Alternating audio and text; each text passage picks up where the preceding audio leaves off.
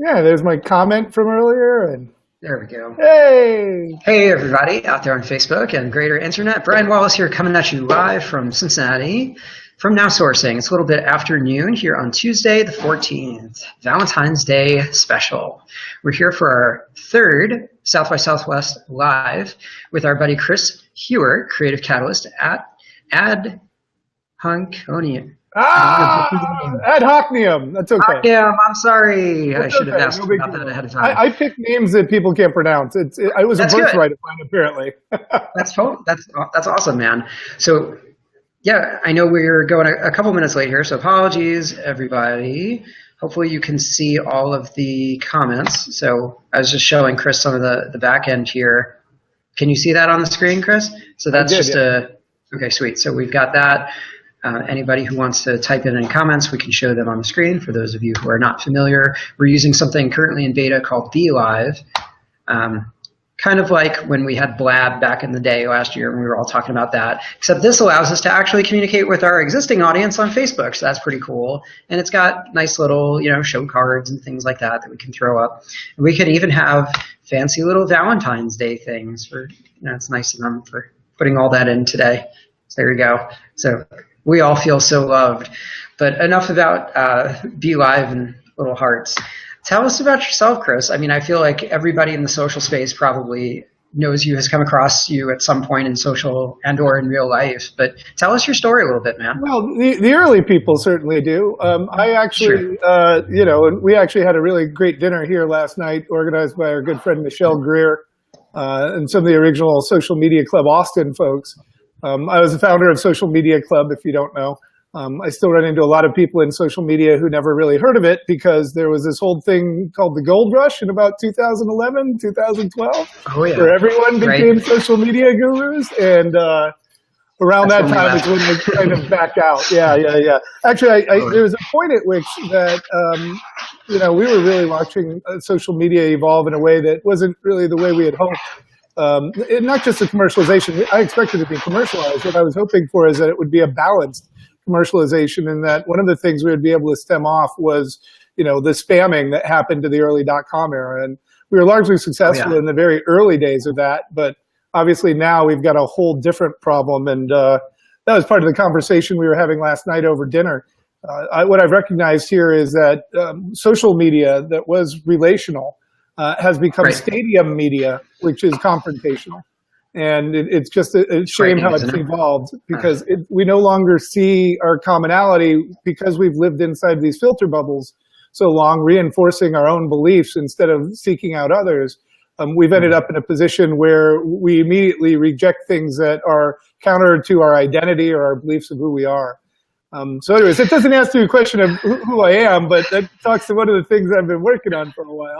No, but hey, it's a very important point, right? I mean, we don't need to go back to the Salem witch trials. That was not a pretty era that any society should be proud of. Quite the opposite. And I hear you, man. And just for clarification purposes for everybody, Chris is not saying that he started like your local city chapter. He started like the whole social media club thing. So he is single-handedly responsible for why many of you are tuning in right now, right, and helping legitimize a lot of these platforms. So, take a bow, man. Well, certainly not single-handedly, but certainly not single-handedly. But we were part of a large tribe moving it forward. I mean, in fact, even the fact that we call it social media was a long-standing debate. I think it was like 4 or 5 months back in 06, 07, probably 06. Really, with Robert Scoble, Brian Solis, myself, and many others, just kind of having brought out, large discussions that weren't always great, but were always respectful about what do we call this. And really, that's what we landed on last night at our dialogue here in Austin over dinner, was that we really need to make social respectful again. And that's really one of the key pieces that's been lost. And I think there's a lot of factors going into that, but it's really about the speed. We're all going too fast. The streams are going too fast for us to actually process and understand. We've become so used to that scrolling behavior that we're just looking stuff and we react viscerally to it instead of actually being able to breathe and process it. And, there's so much outrage at a core values level. And I think that's actually the deeper thing here. Both the Tea Party as well as the recent rise from the left has been about a fundamental challenge to our values that we see as an affront to society as a whole and our vision of society. And as a result of that, it's a very deeply held sort of, opposition that we have to some of the things that have been happening. But what happens is if we return to our values and actually talk about do you love your children? Do you believe that children should be educated? Let's hope so. How do we actually move the conversation up a level instead of the one thing that kills me right now is all of my friends who I won't even call Republican because they're not with the way they're behaving. That's certainly not the way my friends who are Republicans have behaved over the years, where they keep saying, well, you lost, suck it up, you libtard snowflake, live with it. It's like, no, it's not about losing. It's about the fact that you would say something like that, and this man has normalized this sort of negative behavior. And I'm bringing at it, I'm trying to bring at it, even though I am a progressive, and I'll admit that obviously, I'm trying to bring it at a more balanced sort of approach, because we really need to come back together as a society and find a way to interact with each other in such a way that we can advance forward together. We may not agree on everything, but we can agree on the core. And that's the point, right? That's actually what makes America a wonderful place, is that we, at some point in time, actually had respectful dialogue with people that didn't believe what we did. I actually, for one, refuse to discuss politics in a public sphere like this, just because I know it's so polarizing and alienating. I mean, I talk about motivation, I talk about being optimistic, I talk about cats on treadmills, social, whatever I can, entrepreneurship, to help move the discussion. And until everybody can just get their crap together, we can't have a discussion, right? Some people are just, I could show you some stuff. In the interest of time, we won't go too deep into this because we do want to talk about South by Southwest strategies. Yeah. But let me tell you, man, I had a post on Facebook that it had nothing to do with politics at all. And one person said one thing, and 100 comments later, I'm just can you 6 people just chill the heck out? This is ridiculous. What happens to civil discourse? This is not okay. I don't care where people are on the spectrum. Everybody, you're all grown-ups. You can believe whatever you want. We're not here to control your mind. We're just here to open your mind to further and broader discussion. Well, and that's the thing. I don't think a lot of people are willing to open their mind. I think a lot of people have become fed up with the system, and on both sides equally fed up with the system as it is and everything. And the reason why I wanted to start with this, not only because we had this dinner last night, it's top of mind, but I think actually talking about how you deal with these conversations at South by Southwest is actually a really important strategy to take into account before you get here. And I don't know how many people are really going to think about that, because this is an opportunity to regenerate, to deepen our profession, to reconnect, as they say. It's kind of like geek spring break and all that, so it's going to be a fun time. Right. And we don't need to be getting into arguments over politics and things here. So what I wanted to start off with was... There's going to be a lot of alcohol flowing too, so please, let's not. Yeah, I'm a little worried about that. I think we're going to see a higher bloody nose quotient this year than in years past, which is what I'd like to try to prevent here, because what I really want everyone to do is, first of all, like you said, we don't have to talk about this all the time. But if we are going to talk about it, let's talk about it in the form of a respectful dialogue to, as the saying goes, in order to be understood, seek understanding. So don't just go ahead and somebody has something like last night at the dinner table, somebody had brought up a very contentious viewpoint for one of our other guests relative to the fact that trans people are discriminating against females because they don't have menstrual cycles, and they're therefore deriding women who have menstrual cycles, and that's not appropriate. I'm like, wow, I've never even heard that argument before. So, the immediate reaction for a lot of people to that is F you, man, that's not respect. We're all human, right? No, we can't do that. What we have to do is go, wait, what do you mean by that? And in fact, I didn't get to ask this question, but one of the questions I would have asked would be so how many women have complained to you that trans people are stealing their rights? I just don't know. So how can you actually turn this stuff into a question instead of a challenge? Instead of saying, you don't realize blank, and immediately turning it to confrontational, go ahead and say, okay, I'm sorry, I don't really understand. Why did you feel that way? Start seeking a deeper understanding. And from that conversation, there's actually some things that people will say that are common values that you share with them. but maybe from an experience or a life lesson or from some, a religious figure or a teacher or a boss taught them to think in a certain way that has closed off their mind and their thinking around being open to other perspectives. And the only way you're going to get past that is by actually being open to them and respecting the human that's in front of you. It's so true, man. So few people listen and so few people bother to think about the other. And they already have it all worked out in their mind. They know exactly what the other guy is going to say. And that's just not how things work, right? Yeah. I mean, it's how it works if you want to be an idiot and a closed-minded person that like everybody just doesn't want, you don't want to be that guy at the party, right? Like nobody wants to talk to you. And you probably fare quite poorly at South by, right? Yeah. So have a strategy to kind of not talk about this. I think it's clear, when we were working on relaunching Brain Jams last year, and Brain Jams, by the way, was a precursor to Social Media Club. I was very fortunate. And please, by the way, everybody, we'll put show notes in here. So Chris, please, at the end of this, let's add everything to link to in comments. Please continue. Sure. Thank you. Well, when we went to relaunch Brain Jams again last year and started doing more of them, we went San Francisco, DC, London, Dublin, and Bilbao. And it was really a great series.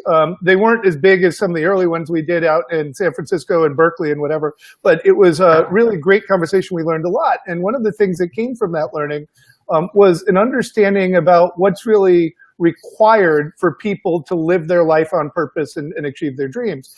And what we recognize as the sort of lessons from it was that you have to know who you are to know what you want. Right. You have to know what you want so that you'll recognize it when you see it. Then you have to know how it's going to make you feel so that you're willing to invest to make it real. And so this exercise, I think, is something that's very important. It's a new thing that we're working into the next workshops and Brain Jams we're going to be putting together.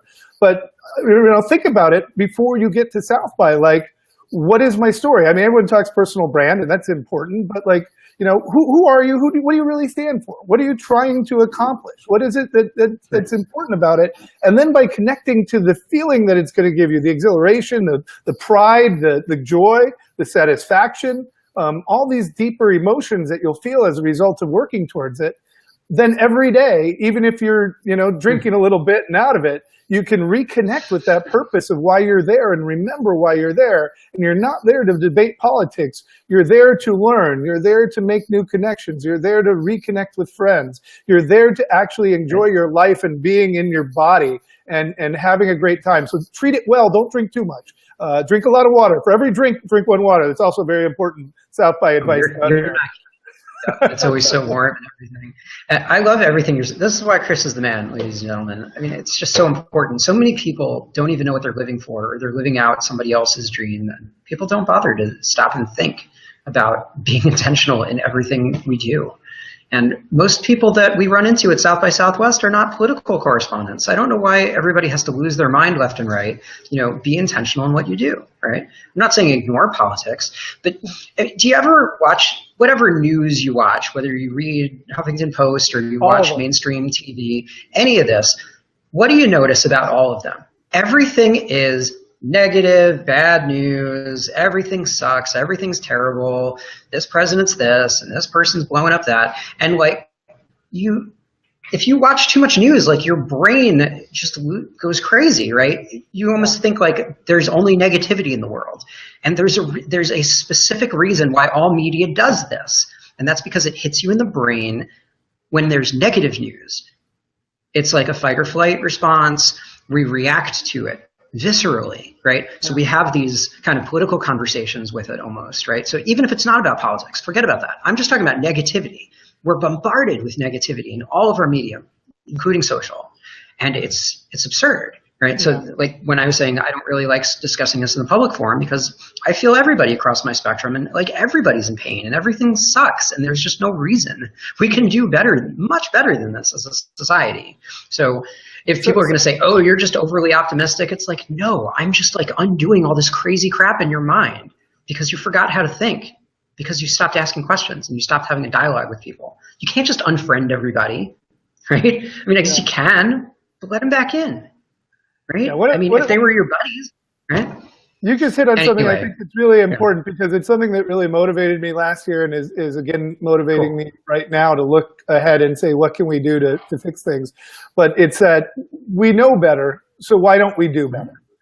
And it's just been killing me because we know better. We know what the best thing is. But what happens is, as I found through self-study, is that, we humans are reactionary. And in fact, I have, lots of people have different names for it, but, I have a wild Mustang for a mind. It runs and it runs and it runs and it's thinking about things and it's, exploring stuff and it's really all over the place. And that's where creativity comes from. They talk about that one positive trait of ADD, like with Lucas and Spielberg and everyone else, is that the collision of all those ideas from ADD is where the creativity comes from. So I'm just looking at it from a perspective of like very simple realization I had a long time ago. Enlightenment is actually in being present. I mean, that's the secret. It's not some far off nirvana where all of a sudden your mind separates from your body or whatever else. Maybe it is to some degree. I don't know about any of that stuff. I'm not talking about the science. What I'm talking about is like, what do we mean by it and what is the benefit of actually seeking it? And the benefit of seeking it, I see in all of my friends who practice meditation. I mean, Loic Lemure famously last couple of years has now gone on a meditation binge. And of course, prayer is a form of meditation. Playing with the rosaries, not playing with, I'm sorry, I mean, using rosaries to count rosary beads and stuff. I know, we all know what you're doing. Yeah. But the point is that, and even running is a form of meditation, right? So people have moving meditations and they have stillness meditations. But the point is to find a place where there's silence in your mind so you can actually be now instead of reliving the hurt of the election or imagining some future war that might come or something else, because all we have is right here, what's now in front of us.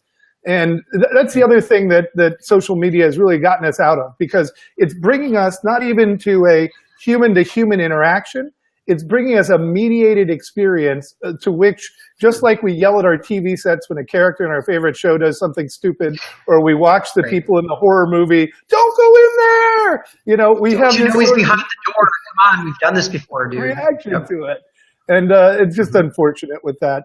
But hey, let's switch gears out to the politics and the deep spirit stuff for a minute and get back to like the fun of South by and some of the other realities here.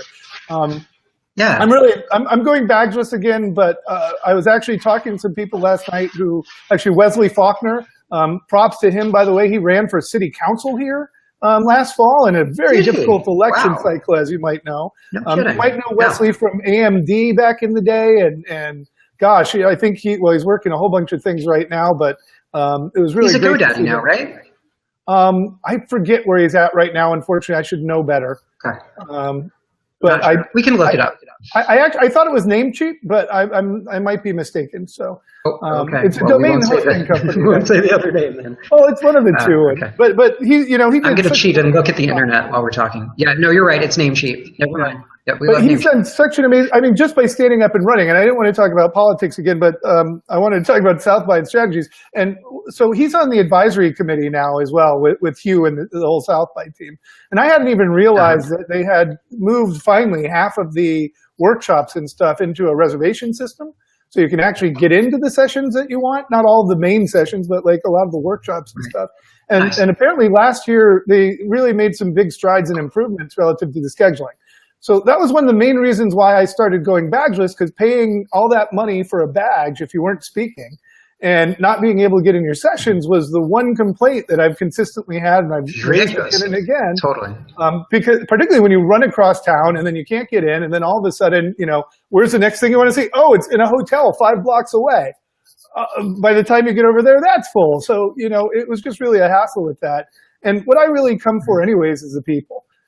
And that's what I've always really come for, to see people like yourself who I don't get to see every day and reconnect with people in Meet Space or in, as I say, I think the one that a lot of people like that I came up with was IPW, which doesn't make any sense necessarily, but it's in the physical world. It's IPW.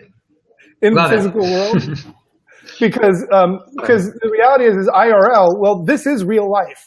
You and I are having real life right now, so I thought IRL was no longer appropriate. But, that said, this year more than that's ever. That's a good point. Everything is blended. It's just a continuum, right? So you're right. We are living this. We're not robots here. So very true.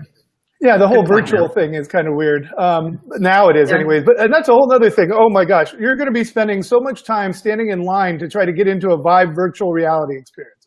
Let me tell you what, don't Oh, do yes. that. Don't do that, because Vives and Oculuses are going to be everywhere coming ahead. If there is a line to like experience a 3-minute sort of virtual reality thing, don't do that here.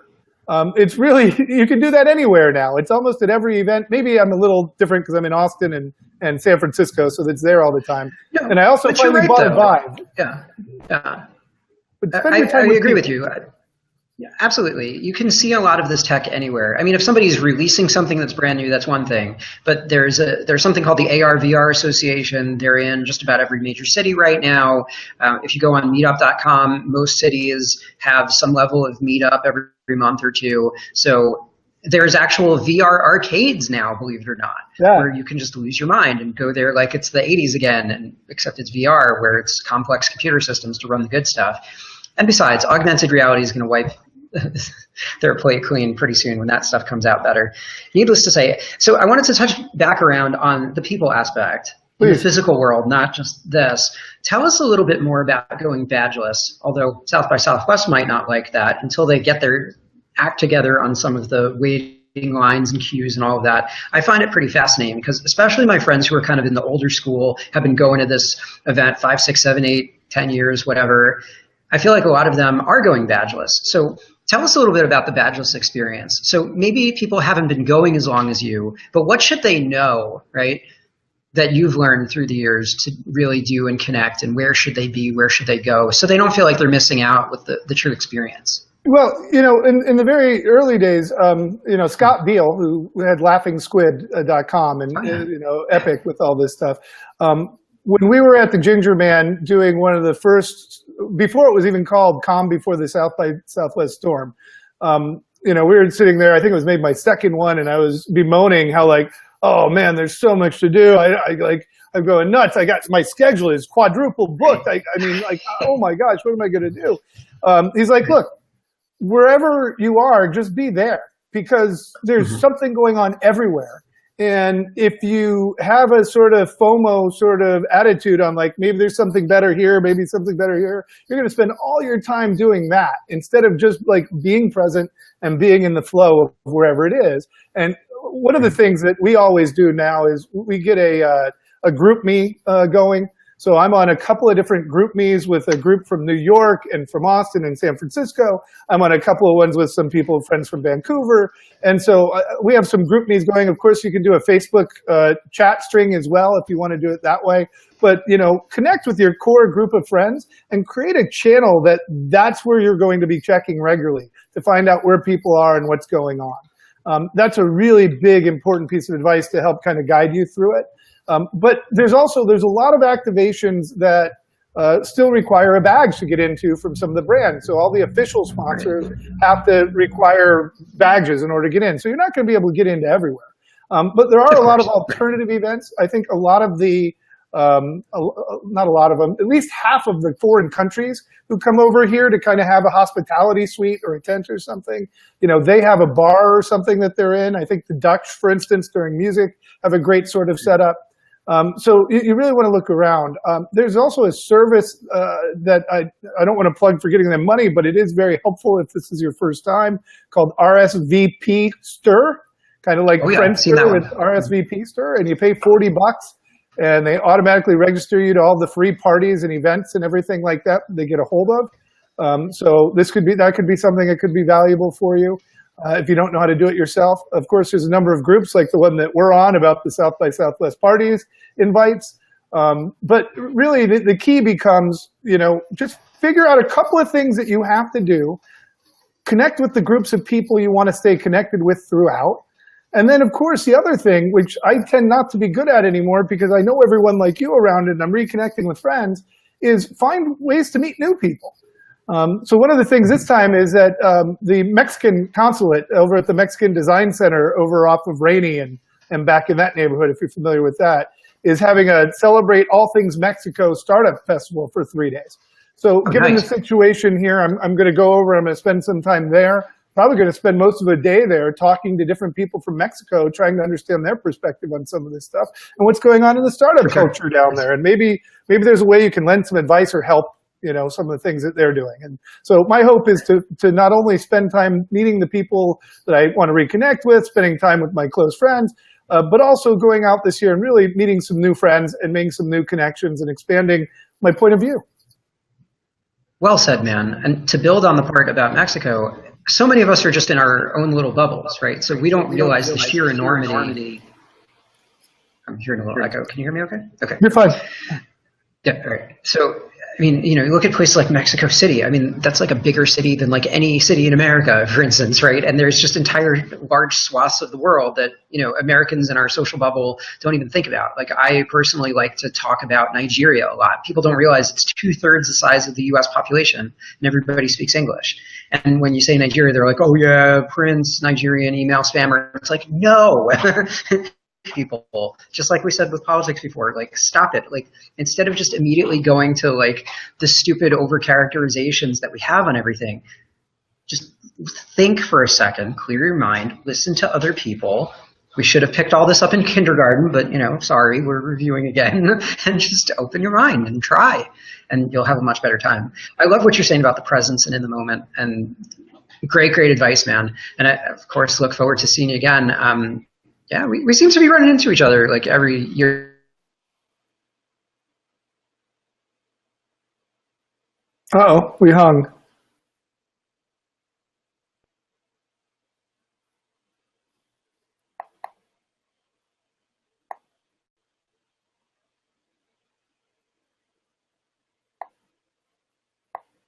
I don't know if I'm still broadcasting.